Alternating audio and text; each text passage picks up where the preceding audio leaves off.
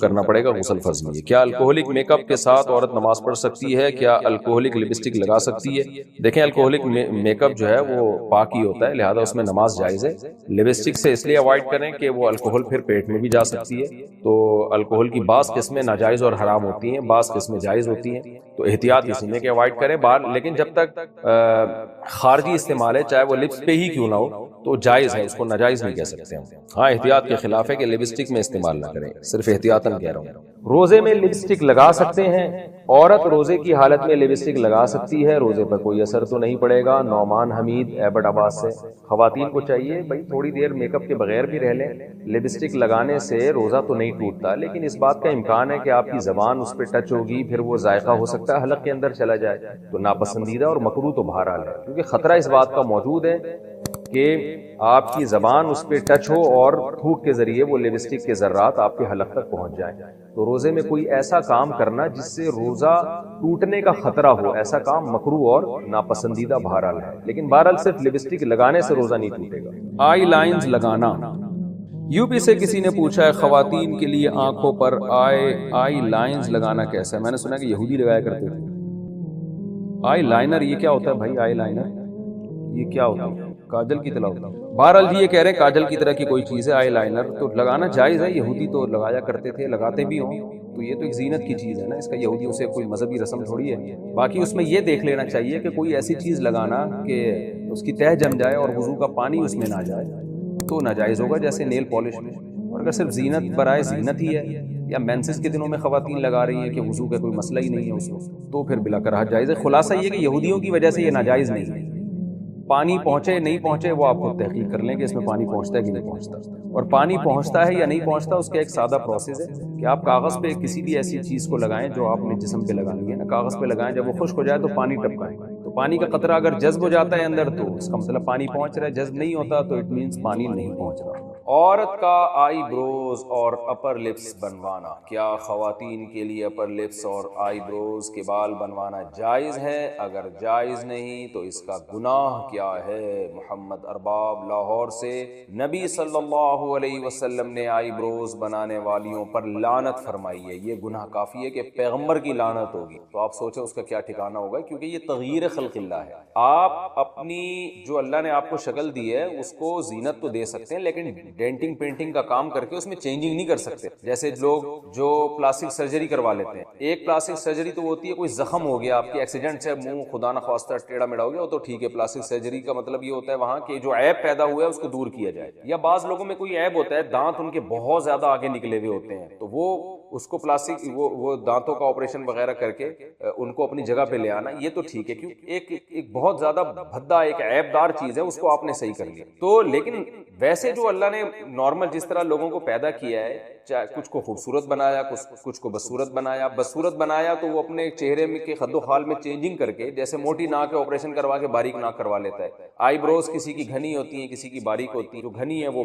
باریک کروا لے، تو یہ تغییر خلق اللہ ہے، اللہ کی تخلیق کو بدل ڈالنا۔ نبی قرآن مجید میں اللہ تعالیٰ کا ارشاد ہے کہ شیطان نے قسم اٹھائی تھی کہ اے اللہ میں ان کو اتنا گمراہ کروں گا، فَلَا يُغَيِّرُنَّ خَلْقَ اللَّهِ، یہ تیری بنائی ہوئی تخلیق کو بدلیں گے، تیری بنائی ہوئی شکل پہ یہ لوگ راضی نہیں ہوں گے۔ تو یہ غیر مسلموں سے یہ چیز آئی ہے۔ مائیکل جیکسن کو دیکھیں نا، پلاسٹک سرجری کر کے بیڑا ہی غرق کر دیا تھا اپنا، پوری چمڑا چینج ہو گیا اس کا، عجیب سی شکل بن گئی تھی اس کی۔ تو یہ سب چیزیں حرام ہیں، اسلام اس کی بالکل آپ کو اجازت نہیں دیتا۔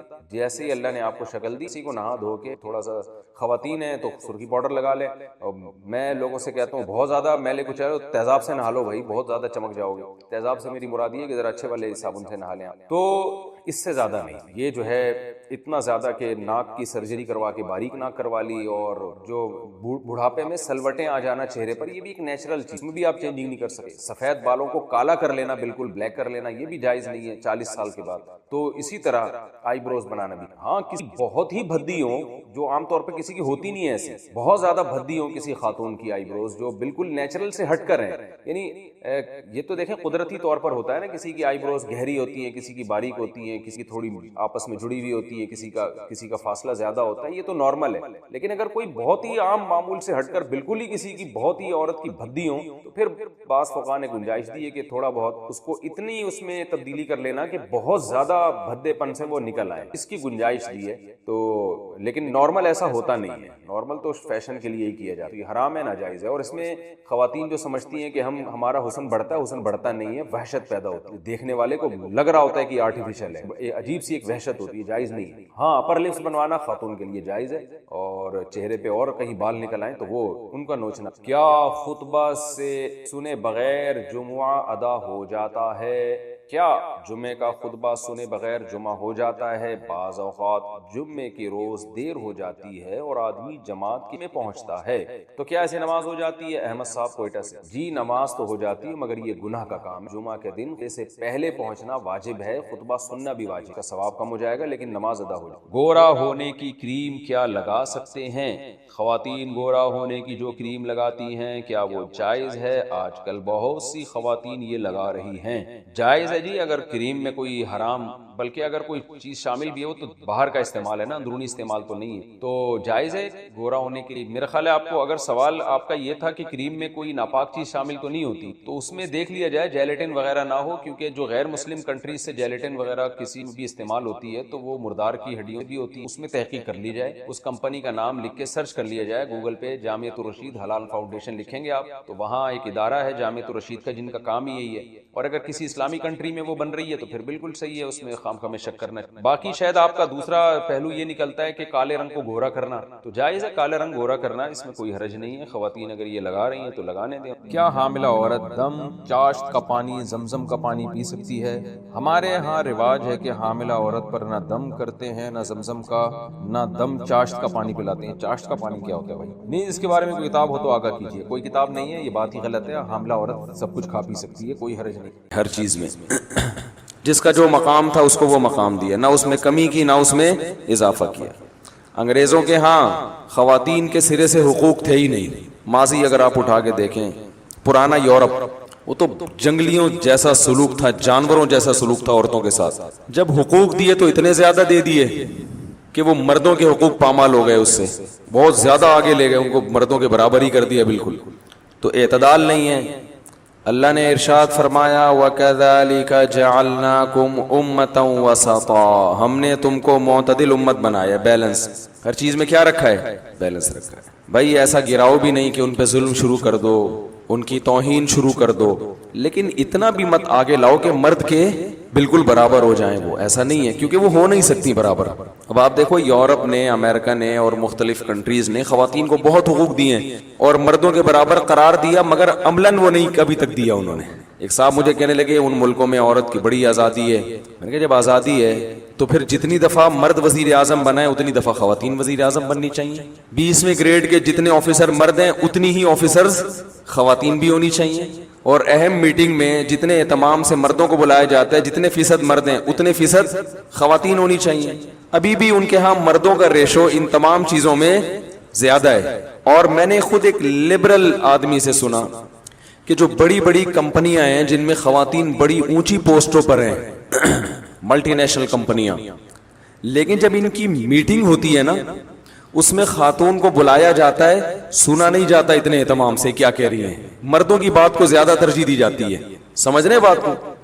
یہ بڑی بڑی میٹنگز میں ایسا ہی ہوتا ہے. وہ کہتے ہیں یار یہ بیچاری کیا ہو سکتا ہے, یعنی مرد بلایا جائے گا, بات سنی بھی جائے گی. حالانکہ اتنا پروٹوکول تو اسلام بہت پہلے دے چکا ہے عورت کو. آپ صلی اللہ علیہ وسلم نے صلح حدیبیہ کے موقع پر آپ صلی اللہ علیہ وسلم نے صحابہ کو حکم دیا کہ سر منڈالو اور احرام کھول دو. حالانکہ عمرہ بھی ہوا نہیں ہے لیکن ایگریمنٹ ہو گیا نا. تو اب صحابہ پریشان کہ ہم سر منڈا کے کیسے ہم احرام کی حالت میں ہیں, ہم عمرے کی نیت سے آئے ہیں, یہ تو بڑی ذلت کی بات ہے کہ ہم احرام کھول دیں, یہ نہیں ہو سکتا. نبی فرما رہے ہیں کھول دو, آپ صحابہ کر نہیں رہے عمل. تو آپ نے اپنی زوجہ سے مشورہ لیا, انہوں نے فرمایا کہ آپ ان کو کہیں نہیں, عملاً کر لیں, آپ اپنا سر منڈوا لیں. تو آپ نے زوجہ سے مشورہ لیا, بڑا اچھا مشورہ دیا انہوں نے, یعنی ان کو کہیں نہیں, آپ خود کر لیں. تو آپ نے ایسا ہی کیا, سر منڈا لیا. صحابہ نے دیکھا نبی نے احرام کھول دیا تو ہم کیا نبی سے بھی آگے ہیں کیا؟ سب نے احرام کھول دیا. تو حالانکہ عربوں میں تو عورت کی کوئی ویلیو تھی نہیں. تو تو کچھ معاملات میں خواتین سے مشورہ بھی لیا جا سکتا ہے، لیکن ایسا نہیں ہے کہ وہ بالکل کس کے برابر آ گئیں، مرد کے برابر. تو میں اس پہ کچھ دلیل دے رہا تھا. وہ دلیل یہ کہ احادیث سے پتہ چلتا ہے کہ اللہ نے عورت میں عقل مرد سے نسبتاً کم رکھی ہے. اس بات پہ لبرل لوگ بہت اچھلتے ہیں کہ یہ تو عورت کی توہین ہے. حدیث میں آتا ہے نا کہ ناقصات العقل والدین، کہ عورت میں اللہ نے عقل کیا رکھی ہے، کم رکھی ہے. یہ عورت کی جنس مراد ہے، ہر عورت مراد نہیں ہے. اس کی مثال ایسے ہے جیسے میں یوں کہوں عورت مرد کی نسبت کمزور ہوتی ہے کہ نہیں ہوتی؟ تو کیا مطلب؟ اس کا مطلب یہ ہوگا کہ ایک ہی نسل ہو، ایک ہی خاندان ہو، ہے بھائی، اور ایک جیسی خوراک دونوں کو ملی ہو، دونوں بہن بھائی ہوں، تو مرد زیادہ طاقتور ہوگا، عورت نسبتاً کمزور ہو. ماحول بھی ایک جیسا ملا، خوراک بھی ایک جیسی ملی. لیکن اگر میں یوں کہوں کہ دنیا میں ہر مرد ہر عورت سے زیادہ طاقتور ہے تو یہ غلط ہے. خواتین میں تو ریسلر بھی ہوتی ہیں. اب کسی ریسلر سے میرا مقابلہ کروا دو رنگ میں کہ مفتی صاحب آپ یہ کہتے تھے عورت کمزور ہوتی ہے، ذرا آؤ اس سے لڑ کے دیکھو، تو میں بولوں گا بھائی اس نے جو خوراکیں کھائی ہیں وہ ہم نے صرف مشورے دیے ہیں، کھائی نہیں. اس نے ایکسرسائز کی ہے پتہ نہیں کتنے سال، ہم تو نہیں کر نہ کی نہ ہم نے، اور بچپن سے یہ اسی کی ٹریننگ کر رہی ہے. ہم تو بچپن میں جو ہے وہ پڑھائی میں ہماری زیادہ توجہ تھی. تو میں کہوں گا کہ میں اس کو ہرا سکتا ہوں ایک شرط پہ کہ مجھے بچپن کی طرف لے جاؤ. جب سے اس نے ٹریننگ کرنا شروع کی ہے مجھے بھی ٹریننگ دو، جو خوراکیں اس نے کھائی ہیں مجھے بھی کھلاؤ. پھر جب میں اسی کی عمر کو پہنچوں گا پھر رنگ میں لا کے دکھاؤ تو ایسی کی تیسی کر دوں گا انشاءاللہ. ٹھیک ہے نا؟ تو یہ مطلب ہے کہ مرد عورت سے زیادہ طاقتور ہوتا ہے. وہ اللہ نے جنس ایسی بنائی ہے کہ وہ خود بخود اس کے جسم میں طاقت اور قوت زیادہ آتی چلی جاتی ہے، لازمی ہے، یہ حصہ ہے. تو اسی طرح جیسے مرد میں یہ جو میں بیان کر رہا ہوں نا پورا، اس کے پیچھے کوئی فلسفہ ہے، بلا وجہ نہیں بیان کر رہا. وہ میں بھی بتاؤں گا کیوں اس کی مجھے ضرورت پڑی. تو اسی طرح یاد رکھیں کہ جب مرد کے بازوؤں میں طاقت زیادہ ہے، مرد کے مکے، اور ریسلنگ میں بھی جو ہم نے سنا ہے کہ زیادہ تر مردوں کا مردوں سے مقابلہ ہوتا ہے، عورتوں کا عورت کا مرد سے مقابلہ وہ بھی نہیں کرواتے. ان کو پتا ہے پٹے گی، کیسی زبردست ریسلر ہو، مردوں سے نہیں بڑھواتے اس کو، کیونکہ ان کو پتا ہے آدمی ہاوی آ جائے گا. وہی مقابلہ تو برابر سے ہوتا ہے نا، برابر سے مقابلہ ہوتا ہے. تو ممکن ہے کوئی ایک عورت ایسی پیدا ہو جائے تو کسی مرد ریسلر کو بھی ہرا دے، لیکن عموماً ایسا نہیں ہوتا. تو اسی طرح یاد رکھو کہ جیسے مرد کے بازوؤں میں طاقت زیادہ، اس کی ٹانگوں میں طاقت زیادہ، اس کی آواز میں طاقت زیادہ، تو اسی طرح مرد میں قوت فیصلہ بھی زیادہ، ڈیسیژن پاور بھی زیادہ، اور سوچنے اور سمجھنے کی صلاحیت بھی زیادہ.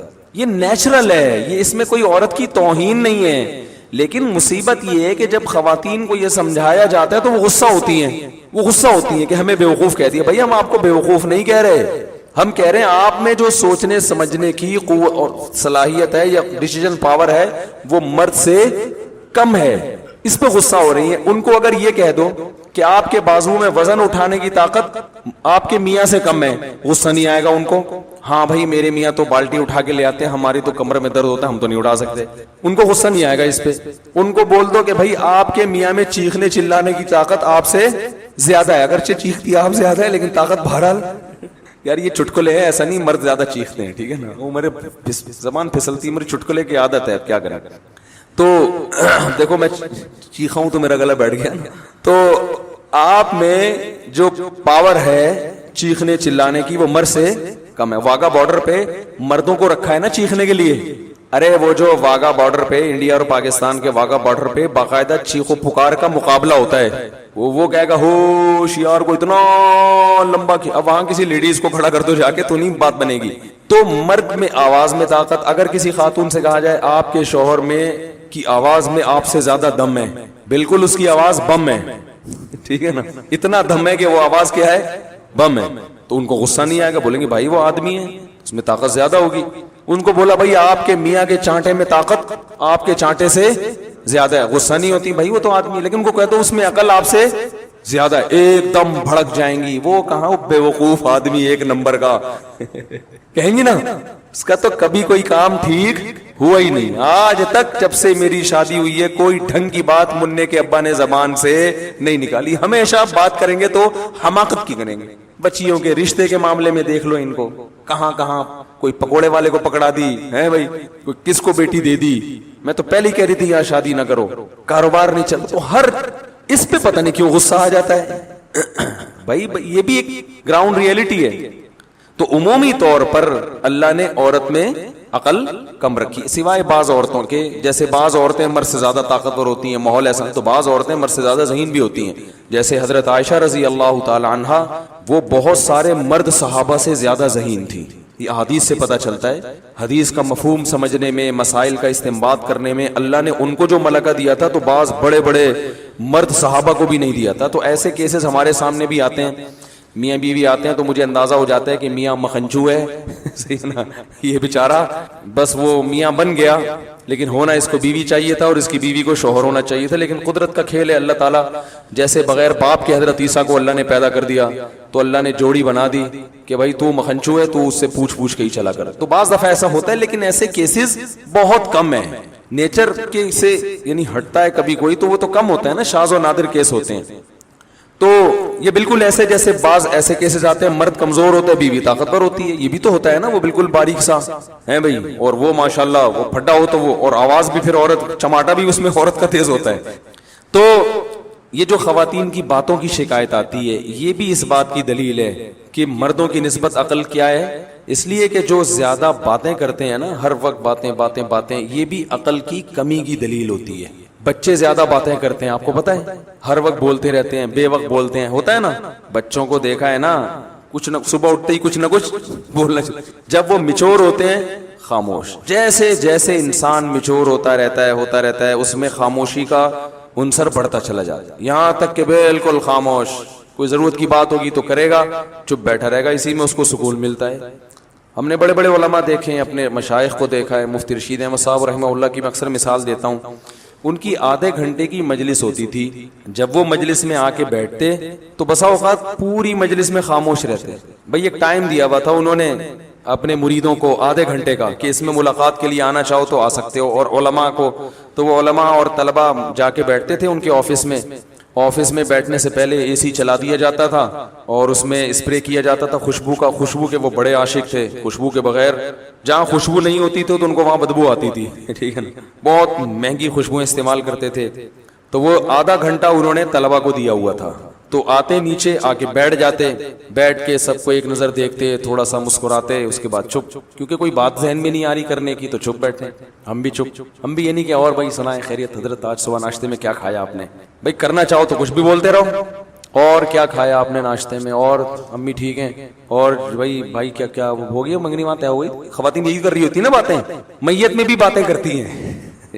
کسی کی میت ہو جائے نا, اب وہاں بھی پوچھ رہی ہوں گی بہن اس دوپٹے کی کیا قیمت ہے, روتے روتے پوچھ رہی ہوں گی ہائے ہائے مننے کے ابا دنیا سے چلے گئے, اللہ مغفرت فرمائے. بہن یہ دوپٹہ کہاں سے لیا تھا تم نے؟ وہ پھر روتے روتے ہائے مننے کے ابا بہت اچھے تھے, بولٹن مارکیٹ سے خریدا تھا میں نے. تو پھر وہ روتے روتے کہیں گے ہائے ہائے اللہ مغفرت کرے ان کے آپ کے میاں کی, بہت جوانی میں چلے گئے. ذرا سستا مل جاتا ہے بولٹن مارکیٹ میں, صحیح کیا آپ نے, وہاں سے حیدری سے لے لیتی تو غریب پڑ جاتا ذرا سا. تو ان کی باتیں رکتی نہیں. ہمارے حضرت آگے بیٹھتے تھے چپ, ہم بھی چپ اور حضرت بھی چپ, اس لیے کہ کوئی اہم بات آئی نہیں رہی. جب تک کوئی اہم نہیں ہے تو پوچھنی نہیں ہے. اب یہ کیا کہ آپ نے ناشتے میں کیا کھایا, فلانا کیا کھایا, یا تو دیکھو کوئی بیٹھا ہی گپ شپ کے لیے ہو. دوست احباب کی محفل بعض دفعہ ہوتی ہی گپ شپ کے لیے, وہ تو محفل سجائی ہی گپ شپ کے لیے گئے ہیں نا, اس میں تو ٹھیک ہے. نارملی انسان جتنا خاموش ہوگا اکثر یہ اس کے ذہین ہونے کی علامت ہے کہ یہ میچور ہے, سمجھدار ہے. بلا وجہ بولتے رہنا بولتے رہنا بولتے رہنا, یہ اس کی علامت ہے کہ آپ کی عقل کامل نہیں ہے. سمجھ رہے ہیں کہ نہیں سمجھ رہے ہیں؟ تو ہاں بعض دفعہ انسان کو محبت کے اظہار کے لیے بولنا پڑتا ہے. جیسے بعض خاموش مزاج لوگ جب گھر میں جاتے ہیں تو اتنے میچور ہو چکے ہوتے ہیں, بیوی سے بھی بات نہیں کر رہے ہوتے ہو. اب وہ آفس سے آئے, کیونکہ گریڈ بہت 20ویں گریڈ کے آفیسر ہیں, تو وہ آفس میں جیسا ان کا روب ہوتا ہے چپ بیٹھے رہتے ہیں, تو گھر آ کے بھی چپ. ہمارے ایک جاننے والے تھے وہ ایسے ہی کرتے تھے, ان کے بچے بھی ان سے بیزار آ گئے تھے اپنے ابا سے, بیگم بھی بیزار آ گئی. وہ آفس سے گھر آتے ہیں, آٹومیٹک ان کا ایک سسٹم تھا نا روبوٹ کی طرح. اس وقت صاحب آفس سے گھر آئیں گے تو جیسے ہی گھر آئیں گے دروازہ پہلے سے کھلا ہوا ہونا چاہیے, وہ جائیں گے اپنے خاص روم میں بیٹھیں گے, ان کی بیگم ان کے لیے روبوٹ کی طرح چائے پیش کر دیں گی, وہ چائے پیئیں گے, بات کچھ نہیں, سلام دعا بھی نہیں کرتے تھے وہ. بیگم صاحبہ چائے پیش کریں گی, چائے پیئیں گے, آرام کریں گے تھوڑی دیر, اس کے بعد اپنا جو بھی ورک ہے کوئی فون پہ بات چیت کی, اور پھر ٹائم پہ اپنا سو گئے, صبح اٹھے چلے گئے. اچھا بچوں کے ساتھ آتے ہی بچوں کو تھوڑی سی جیب خرچی دے دی, چپ, باتیں نہیں, چپ, جیب خرچی پکڑائی نکل لیے. تو یہ تکبر ہے. اس خاموشی کو کہیں آپ یہ نہ سمجھے کہ ماشاءاللہ بہت سمجھدار ہیں. مفتی صاحب نے کہا تھا کہ جو ذہین لوگ ہوتے ہیں وہ باتیں نہیں کرتے, چپ رہتے ہیں. تو بھائی جہاں بولنے کا موقع ہو وہاں بولنا چاہیے. اللہ میرے والد صاحب کی مغفرت کرے, ہمیں والد صاحب کے انتقال پہ اتنا افسوس ہوا, گھر کی رونق ختم ہو گئی. کیونکہ جب وہ آتے تھے بات چیت کرتے تھے, لطیفے جو میں اکثر بیان میں سناتا ہوں والد صاحب سے سنے ہوئے ہم نے, تو گھر میں جب آپ جائیں تو بیوی بچوں کے ساتھ گپ شپ لگائیں. یہ گپ شپ محبت کے اظہار کے لیے ہوتی ہے, اس میں کوئی وجہ نہیں ہوتی. ویسے جب بات چیت کریں نا تو آفس میں ریزرو رہا کریں, بلا وجہ بات چیت چپ کر کے بیٹھو بھائی, یہاں کام کی بات ہے تو کرو, نہیں تو پتلی گلی سے نکلو. اب جیسے مجھ سے بھی کوئی ملنے کے لیے آئے, کوئی کام کی بات ہے, تو مجھے بھی میں کہتا ہوں بھائی اس کام کی بات کو فوکس کرو, ایران توران نہ جاؤ. فون میں نے ریسیو کر لیا کسی کا, وہ ایران توران شروع کر دیتے ہیں. بھائی جو آپ کا مسئلہ ہے اسے آپ پوچھیں, اگر پھر بھی وہ ادھر ادھر طول دیتا ہے تو میں لائن کاٹ دیتا ہوں کہ ہم اب گپ شپ کے لیے آپ سے ہم نے بات نہیں کی. گپ شپ کیا ہے تو پھر دوستی ہے, تو پھر چلو وہ ہائی وے پہ چلتے ہیں, وہاں بیٹھ کے وہ بنوائیں گے انشاءاللہ, اور پھر گپے بھی لگائیں گے. سمجھ رہے ہیں نا. تو اس میں بعض لوگوں کی عادت ہوتی ہے وہ فری ہو جاتے ہیں, اور میں نے یہ چیز بھی نوٹ کی ہے, بہت معذرت, کہ خواتین کے جب فون آتے ہیں تو وہ بات کو طول دیتی ہیں, ٹو دا پوائنٹ بات نہیں کرتی, بہت لمبی. مرد کا جب فون آتا ہے تو وہ مختصر بات کرتے ہیں. وجہ اس کی یہی ہے کہ خواتین کو بات سمیٹنا نہیں آتی ہے, سوائے ان خواتین کے جو میرا بیان سن رہی ہیں, کیونکہ پھر نیگیٹو کمنٹس بہت آتے ہیں. تو ان خواتین کے علاوہ کی بات کر رہا ہوں, طول دیتی ہیں. قرآن میں آتا ہے نا وَمَن يُنَشَّأُ فِي الْحِلْيَةِ وَهُوَ فِي الْخِصَامِ غَيْرُ مُبِينٍ. عورت کے بارے میں اللہ نے فرمایا وہ خصام میں غیر مبین ہوتی ہے, اپنی بات کو مدلل انداز میں نہیں پیش کرتی, جذبات سے زیادہ متاثر کرتی ہیں, جذبات زیادہ غالب آ جاتے ہیں, ٹو دا پوائنٹ بات کم ہوتی ہے. تو اس میں خوب اچھی طرح سے سمجھیں. کیا کہہ رہا تھا یار میں, کہاں سے کہاں بات چلی گئی, وہ واقعہ سنا رہا تھا. تو وہ صاحب جب گھر میں آتے ہیں چپ روبوٹ بن کے نا, وہ چائے پیئیں گے, سو جائیں گے, رات کو کھانا آ جائے گا ان کے سامنے رکھا جائے گا بالکل ٹائم پہ, کھانا آیا, کھایا, تھوڑا چہل قدمی کی اکیلے, پھر سو گئے, پھر صبح اٹھے. ایسے ان کی روٹین. میں جب ان کا کبھی ذہن میں تصور آتا ہے تو میں اپنے والد صاحب کا آتا ہے, میں نے کہا یار وہ کتنے, جب انسان کمپیئر کرتا ہے نا, جب تک کوئی آپ کے سامنے اپوزٹ مثال نہیں ہوتی تو پھر اپنوں کی قدر کہتا ہے یار کیسے زبردست آتے ہیں. حالانکہ ان کی بڑی عزت تھی محلے میں, بہت ہر جگہ عزت ہوتی تھی ان کی, لیکن گھر میں آ کے بالکل بچوں میں گھل مل جایا کرتے تھے, لطیفے بھی سناتے تھے, غصہ بھی ہوتے تھے, ہنسی مذاق کی باتیں بھی کر لیتے تھے. تو یہ خاموشی کا مطلب ہرگز نہیں ہے. تو یہ جو بات چیت کی جاتی ہے, بعض دفعہ بات چیت کی وجہ اظہار محبت ہے. میں جب کوئی ملنے کے لیے آتا ہے, میں دیکھتا ہوں کہ اس پہ روب بہت ہے, وہ بات نہیں کر پا رہا مجھ سے, پھر میں اس سے ایران توران خود ہی شروع کر دیتا ہوں تاکہ اس کا روب تھوڑا. پھر میں پوچھتا ہوں کیا نام ہے آپ کا, کہاں سے آئے ہیں, شادیاں وادیاں کتنی کی ہیں, ایسے ہی, حالانکہ اس کا اس شادی سے کوئی تعلق نہیں ہوتا. ٹھیک ہے نا, ایک ہی کی ہے, میں نے کہا چلو اللہ دوسری کی توفیق دے. کہہ رہا نہیں بھائی میں تو ایک ہی, میں چلو ایک ہی پر اللہ اسی کو نبھانے کی. ایسے وہ فری. یہ جو بات چیت کی جا رہی ہے دیکھنے میں تو فضول لگ رہی ہے, مگر اس بات چیت کا مقصد ہوتا ہے اس کو تھوڑا سا مانوس کرنا, تاکہ وہ جو میٹر لے کر آیا ہے وہ کھل کے اظہار خیال کر سکے. تو آپ میں سے کوئی آئے اور میں ایران توران شروع کر دوں تو آپ کہیں گے ادھر تو مفتی صاحب کہہ رہے تھے ایران توران نہیں کیا, اور ٹو دا پوائنٹ بات, تو وہ ٹو دا پوائنٹ ہی ہوتی ہے, لیکن اس کا کوئی مقصد ہوتا ہے. تو اگر کسی سے محبت کا اظہار کرنا ہے, دوستوں کی محفل ہے, یہ گھر میں بیگم کے ساتھ تو آپ کو بات چیت وہ فضول ہی کر لیں. بیگم کیا پکایا تھا آج, امی کے یہاں گئی تھی, کیا پکا ہوا تھا تم آج امی کے یہاں سے ہو کر آئی ہو, بھنڈی, اچھا ہمارے یہاں تو گوشت پکتا ہے, ادھر بھنڈی کھائی ماشاءاللہ, چلو تمہیں احساس تو ہوگا نا. یعنی یہ والی باتیں نہ کریں, مقصد یہ ہے, اس سے پھر لڑائی ہو جائے گی نا. تو ایسے ہی ایران توران اور کیا ہو رہا ہے, تو وہ کرنا ضروری ہے. سمجھ رہے ہیں, وہ کرنا ضروری ہے. وہ نبی بھی کیا کرتے تھے اپنے گھر میں. آپ صلی اللہ علیہ وسلم بھی گھر میں بعض دفعہ اپنی ازواج سے قصے کہانیاں بھی سنا کرتے تھے. حالانکہ نبی کا وقت کتنا قیمتی ہے, لیکن قیمتی وقت کے باوجود اس کام کو بھی آپ نے قیمتی سمجھا. سمجھ رہے ہیں کہ نہیں سمجھ رہے؟ ہمارے ایک دوست تھے, حضرت مفتی تقی عثمانی صاحب سے بیعت تھے اور بہت بڑے عالم تھے, 24 گھنٹے مصروف. میں نے کبھی ان کو ٹائم ضائع کرتے ہوئے نہیں دیکھا. ایسے تھے, ان کا انتقال ہو گیا, اللہ مغفرت فرمائے. میں نے کبھی نہیں دیکھا کہ وہ ٹائم ضائع کرتے ہوں. کوئی گپ شپ نہیں کسی سے, جامعۃ الرشید میں آتے, اپنا حساب کتاب سے جو ان کے جس کام کا ٹائم ہے اس میں مصروف رہتے, کوئی فالتو بات نہیں, بڑے بزی. حضرت مفتی تقی صاحب سے بیعت ہو گئے, وہ میری ان سے بڑی دوستی تھی. تو آپ کہیں جب وہ ٹائم ہی نہیں تھا تو دوستی کہاں سے ہو گئی؟ تو دوستی ایسے ہی ہو جاتی ہے کہ بھئی ہم گاڑی میں اکٹھے جا رہے ہیں, جامعہ کی گاڑی میں اس وقت جایا کرتی تھی, اس میں بھی وہ اپنے معمولات پورے کرتے تھے بس میں نا, یعنی معمولات بس کے دوران ٹائم پورے ہوتے تھے. تو وہ ہفتے میں ایک دفعہ میری گھر والوں سمیت مہینے میں ایک دفعہ دعوت کیا کرتے تھے, اور بھی جان پہچان. تو اس سے ہماری دوستی مضبوط ہو گئی. تو اس دعوت میں گپ شپ ہی ہوتی تھی. وہ تو ظاہر ہے دعوت ہے نا, اس میں اب تھوڑی کے مسائل بیٹھ کے حل کریں گے, لیکن ویسے ہر وقت ٹائم کے پابند. تو مجھے بتا رہے تھے کہ میں نے حضرت مفتی تقی عثمانی صاحب کو خط لکھا, ان کو اپنے معمولات بتائے, اور میرا خیال تھا اس پہ بڑی شاباش ملے گی کہ ماشاءاللہ آپ تو صبح سے لے کے رات تک دین کی خدمت میں بولو بھائی مشغول ہیں. کہہ رہے ہیں انہوں نے جواب میں خط لکھا کہ اس میں بیوی بچوں کے لیے ٹائم کہاں ہے. صحیح ہے نا, یہ تو آپ صبح سے مدرسہ, تدریس, تحقیق کا کام, فتاوا, بیان ہے بھئی, یہ سارے سلسلے تو ہو گئے آپ کے, بیوی بچوں کا ٹائم کہاں ہے؟ تو بھائی وہ انہوں نے بتایا میں رات کو بیوی بچوں کے ساتھ ہی سوتا ہوں. انہوں نے کہا دن میں وہ تو سونے کا ٹائم ہے نا, وہ تو ہر آدمی سوتا ہے, آپ نے کون سا, یعنی میں مفتی تقی صاحب کی یہ الفاظ نہیں ہے, میں اپنے الفاظ میں بیان کر رہا ہوں. انہوں نے فرمایا کہ اس میں بیوی کا ٹائم کہاں ہے, خاص طور پر ان کی اہلیہ کے بارے میں کہا, بیگم کا ٹائم کہاں ہے, اس کو کتنا ٹائم دیتے ہو دن میں؟ کہتے ہیں مجھے احساس ہوا یار یہ تو, انہوں نے کہا نبی صلی اللہ علیہ وسلم تو روز وقت دیتے تھے, تو اس میں بیگم کا ٹائم کہاں ہے؟ کہہ رہے مجھے احساس ہوا کئی سال سے بیگم کے لیے میں نے الگ سے کوئی ٹائم بولو بھائی رکھا ہی نہیں ہے. تو پھر حضرت نے تنبیہ کی کہ دین, آپ جو کچھ دینی خدمات کر رہے ہیں اللہ کو خوش کرنے کے لیے کر رہے ہیں نا, تو اللہ کو خوش کرنے میں اللہ کے حقوق کے ساتھ بندوں کے حقوق بھی ہیں. تو بندوں کے حقوق میں اس بیوی کا بھی کچھ حصہ ہے. کتنے مرد ہیں کاروبار میں اپنے آپ کو کھپا دیا انہوں نے, صبح گئے رات کو آئے. ایک صاحب نے بتایا کہ میں اپنے بچوں کو انچ کے حساب سے بڑا ہوتے ہوئے دیکھ رہا ہوں, کیونکہ جب میں گھر سے نکلتا ہوں صبح تو بچے سو رہے ہوتے ہیں, جب واپس آتا ہوں تو سو چکے ہوتے ہیں. تو پہلے اتنے تھے, اب اتنے, اب اتنے, اور سوتے ہوئے نا, سوتے ہوئے.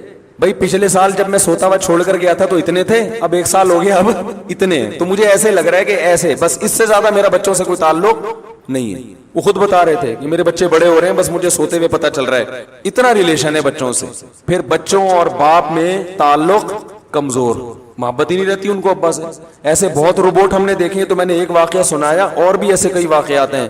ایک وکیل صاحب, ان کی زندگی روبوٹ جیسی. کہہ رہے ہیں کہ 10 سال میں اپنے بھائی بہنوں سے نہیں ملے. یہ مجھے بتایا ان کے رشتہ داروں نے, 10 سال ہو گئے, کیونکہ یہ ہائی کورٹ میں اس کیس کی سماعت کرتے ہیں اور بڑے مشہور وکیل ہیں. اب تو انتقال ہو گیا, اللہ مغفرت فرمائے. بڑے مشہور وکیل ہیں اور بہت پیسہ کمایا انہوں نے, بڑے ایماندار ہیں. ایمانداری پر ان کو ایوارڈ ملے ہیں. ایمانداری پر جب مسلم لیگ کی حکومت تھی اس وقت ان وکیل کو ایمانداری پر ایوارڈ ملا تھا. پاکستان میں وکیل کو ایمانداری پہ ایوارڈ مل جائے, آپ اندازہ لگاؤ یار کتنا نیک. اور واقعی بہت نیک تھے, کبھی کرپشن نہیں, کوئی جھوٹا کیس نہیں لیا. جو بھی مجرم آتا تھا پہلے اس سے پوچھتے تھے, یعنی مجرم تو نہیں, جو بھی کیس آتا تھا پہلے اس سے پوچھتے تھے کہ غلطی, پہلے خود ٹریس کرتے تھے کہ یہ کرپ تو نہیں ہے, کہیں ظلم اس کی طرف سے تو نہیں ہے. جب پتہ چلتا تھا بھائی اس پہ ظلم ہو رہا ہے, پھر وہ کیس لیتے تھے. اور کوئی کیس وہ ہارے نہیں تھے کبھی بھی, اتنے تیاری کے ساتھ ہر وقت کتابیں لے کے بیٹھے رہتے تھے. میں ان کے گھر گیا, ان سے ملا میں باقاعدہ, اتنی موٹی موٹی وکالت کی کتابیں, اور ہر وقت اسٹڈی کر کر کے ان کے سر بالکل ایسے بن گیا تھا جیسے کچھ دن پہلے میں نے جو چرنا میں آپ نے میری ویڈیو دیکھی ہوگی نا. اب اللہ کا شکر ہے اوپر کے حالات ویسے خطرناک الحمدللہ نہیں ہے, بہت ڈینجرس حالات تھے اس زمانے میں اوپر کے. تو جو سمجھدار ہیں ان کو پتا ہے. باقی پھر تو اب میں نے ان کو دیکھا, اتنی موٹی موٹی کتابیں اور وقت پڑھتے رہتے ہیں. وکالت میں تو آگے نکل گئے, بچے بھی باغی, رشتہ دار بھی باغی. کوئی دوسرے ملک سے ان کی بہن آئی ملنے کے لیے تو کوئی ٹائم ہی نہیں دیا اس کو, میرے پاس ٹائم نہیں, سب لعنتیں بھیج رہے ہیں. تو یار یہ کون سی زندگی ہے؟ حکومت آپ کو ایوارڈ دے رہی ہے لیکن رشتہ دار آپ سے ناراض ہیں, تو کیا اللہ خوش ہوگا؟ وَأُولُو الْأَرْحَامِ بَعْضُهُمْ أَوْلَى بِبَعْضٍ فِي كِتَابِ اللَّهِ، اللہ کی کتاب میں سب سے پہلے رشتہ دار ہیں، سب سے پہلے۔ آپ کیس کی سماعت کریں، آپ کیس اتنے لیں جتنے اپنے گھر والوں کو اور رشتہ داروں کو ٹائم دے کے جو وقت بچے اس میں آپ لگائیں، آپ سارا ٹائم اسی میں برباد کر دیا، تو یہ بڑا ظلم ہے۔ تو خاموش رہنے کا مطلب یہ نہیں ہے کہ گھر میں جا کے بھی ناک پہ مکھی بٹھا کر خاموش ہو جائیں، وہاں جائیں، رشتہ داروں میں جب جاتے ہیں تو ٹھیک ہے، گپ شپ ہوتی ہے، بات چیت ہوتی ہے، وہ تو ایران توران چلتا ہے۔ دیکھو میں اکثر واقعہ سناتا ہوں، اللہ تعالیٰ نے حضرت موسیٰ علیہ السلام کو جب نبوت دی ہے تو موسیٰ علیہ السلام نے کوہ طور پہ جا کے دیکھا، کوہ طور پہ دیکھا آگ جل رہی ہے۔ حضرت موسیٰ کو نہیں پتا تھا کہ یہاں اللہ مجھ سے ہم کلام ہوگا۔ حضرت موسیٰ علیہ السلام وہاں پہنچے تو اللہ تعالیٰ نے کیا فرمایا؟ انی انا اللہ، اے موسیٰ میں اللہ ہوں۔ اب کیا موسیٰ علیہ السلام پر روب پڑا ہوگا نا کہ میں کون ہوں؟ اللہ ہوں۔ اب موسیٰ علیہ السلام اس قدر روب میں آئے ہیں کہ اب اللہ نے موسیٰ علیہ السلام کو نبوت بھی دینی ہے اور بھیجنا کہاں ہے؟ فرعون کی طرف۔ یہ دونوں بڑے ذمہ داری والے اور بڑے بھاری کام ہیں۔ تو اب اللہ تعالیٰ موسیٰ علیہ السلام سے ہم کلام ہو رہے ہیں، وَمَا تِلْكَ بِيَمِينِكَ يَا مُوسَىٰ، اور یہ تیرے دائیں ہاتھ میں کیا چیز ہے اے موسیٰ۔ اتنا لمبا کلام، حالانکہ یہاں بظاہر اس کلام کی چندہ ضرورت نہیں تھی۔ اللہ کو تو پتا ہے موسیٰ علیہ السلام کے سیدھے ہاتھ میں لاٹھی ہے۔ اللہ تعالیٰ تو یہ چاہ رہے تھے، اللہ کا یہ ارادہ تھا کہ موسیٰ علیہ السلام اس لاٹھی کو زمین پہ پھینکیں گے، سانپ بنے گی، پھر پکڑیں گے، لاٹھی بنے گی، تو میں کہوں گا یہ آپ کو میں نے ایک معجزہ دیا ہے۔ اس کے لیے اتنا کافی تھا کہ اللہ موسیٰ علیہ السلام سے کہتے کہ اے موسیٰ آپ پیغمبر بن گئے ہیں، فرعون کے پاس جائیں، اس کو تبلیغ کریں، بتائیں کہ میں اللہ کا نبی ہوں، دلیل مانگے تو یہ لاٹھی اس وقت زمین پہ پھینک دینا، یہ سانپ بن جائے گی، ختم۔ کیا خیال ہے؟ کیا ہو گیا بھائی؟ غلط تو نہیں کہہ رہا؟ تو اس سب کی کیا ضرورت تھی؟ اور اگر اللہ کو پوچھنا ہی تھا، اول تو اللہ کو پوچھنے کی ضرورت نہیں، اگر پریکٹس کروانی تھی کہ ایک دفعہ لاٹھی کو سانپ بنا کے دکھا دوں تاکہ ان کی گھبراہٹ ختم ہو جائے، تو اللہ تعالیٰ موسیٰ علیہ السلام سے کہتے اے موسیٰ یہ لاٹھی ابھی سانپ بنے گی اور پھر دوبارہ لاٹھی بن جائے گی، اتنا کہہ دیتے۔ چلو عملاً کروانا تھا تو اللہ موسیٰ علیہ السلام سے کہتے اے موسیٰ اس لاٹھی کو زمین پہ پھینکو، جب زمین پہ پھینکتے سانپ بنتی تو اللہ کہتے اب دوبارہ اٹھا لو یہ لاٹھی بن جائے گی، کافی تھا نا؟ تو سوال کی ضرورت ہی نہیں تھی کہ یہ کیا ہے، کیا ہو گیا بھائی؟ سوال کی ضرورت تھی ہی نہیں کہ یہ کیا ہے، ڈائریکٹ اللہ کو تو پتا ہے نا۔ اللہ کو جب یہ پتا ہے کہ یہ فرعون بچوں کو قتل کر دیتا ہے اور میں نے موسیٰ، اللہ تو سب شروع سے دیکھتا آ رہا ہے موسیٰ علیہ السلام کو کہ موسیٰ کی ماں میں کے دل میں نے کیسی